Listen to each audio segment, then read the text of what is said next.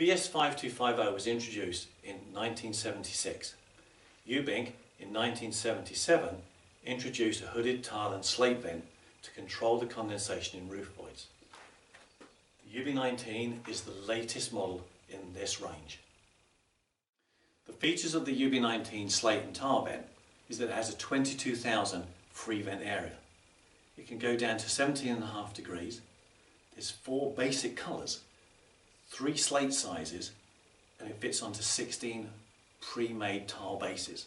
It's made from a PVCU and polyethylene material. Today we're going to be installing the UB19 hooded tile vent into a roof that has been retiled. Had this been a full roof, then we would have taken just the one tile out to do it. First of all, we need to mark the felt to create the hole for the air to get into the void.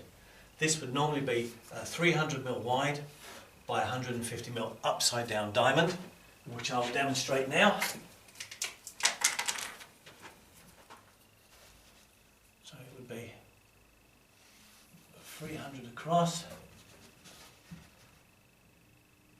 150mm down, and you just join it down, draw a nice line, as so. Should be then cut just the 2 sides, hopefully straight with a standing line.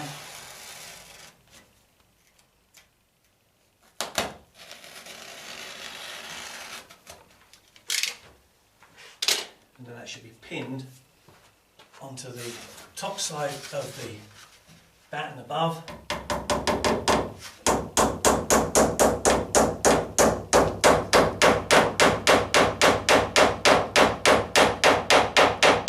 Keep it in position.